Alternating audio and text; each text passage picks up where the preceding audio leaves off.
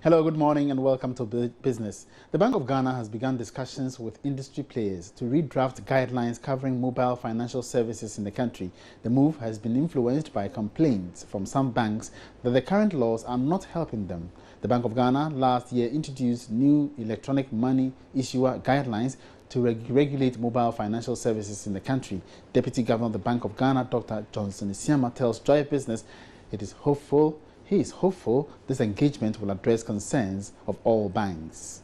So, as you know, the mobile money area is quite a dynamic one. It changes by the day. And so, in 2015, as I said, we introduced those guidelines, and we made it clear that we were going to review them in a short time. So, rightly so, we are making consultations with stakeholders for us to be able to revise those in tandem with development in the industry. Opening up the mobile money space actually facilitates a lot of things. As we discussed during the presentations, now you can invest just through treasurables, just through your mobile phone, which is a good innovation. And so all these are coming in, which is good. Hopefully, when we come out with the new regulation, it will become all-encompassing. But for us, this is the way to go. The mobile money area is really a win-win. Something that you will consider? It's something that we'll look at. It's something that we'll certainly look at. And finally, Governor, you also made an appeal to the banks not to see mobile money as competitors but collaborators. That's certainly so. They are not competitors in any way. We are currently working on, designing a common platform for retail payments. We hope that with all these innovations in place, they will be able to find some space to operate within. It's not about competition, it's about complementing each other.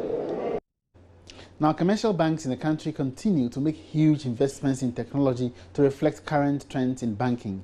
Analysts expect such investments to eventually boost profitability of banks. But are customers responding to these changing trends? Darryl Kwao has more.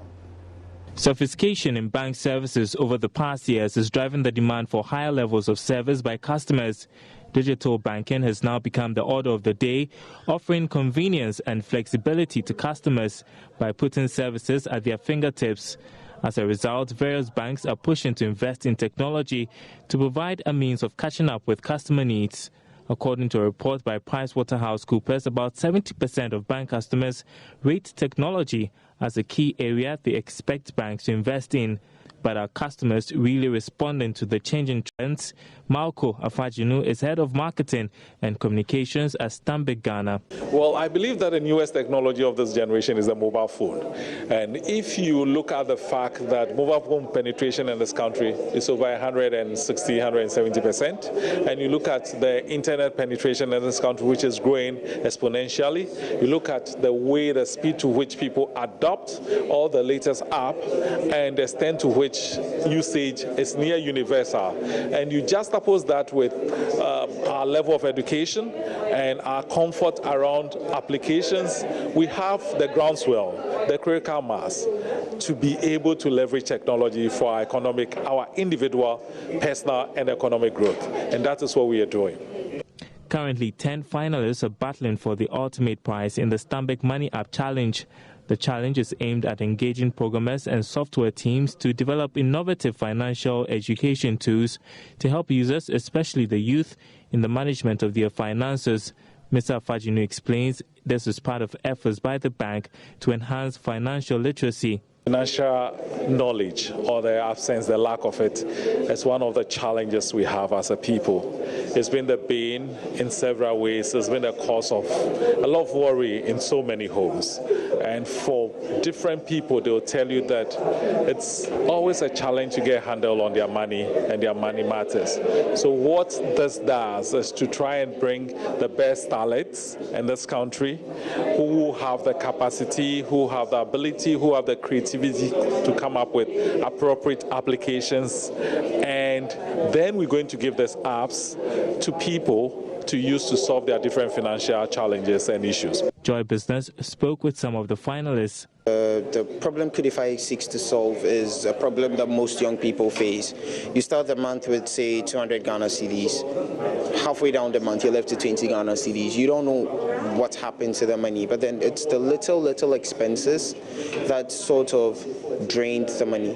So what Kudify does is it gets very personal with the user and tracks everything the user uses, from buying credit to snacks to water to everything. And then with that information, the app now gives you intelligent tips as to how to save your money. We built an app called Sikapong, and Sikapong has 4 main features. You have news, you read financial related news, we sell books to financial related books. We have an expenses manager that you can track all your expenses, income, expenditure, and we display them in a graph form so that you don't have a hassle, like you know where your money is going, where your money is coming from here. We display all of that to you without any hassle. And the fourth bit is we have tutorial flashcards where we give short tutorials on financial related topics. So let's say we give information about treasury bills. You just open the app, tap on it, and then you flip through the short tutorial. So basically that's Sikapong.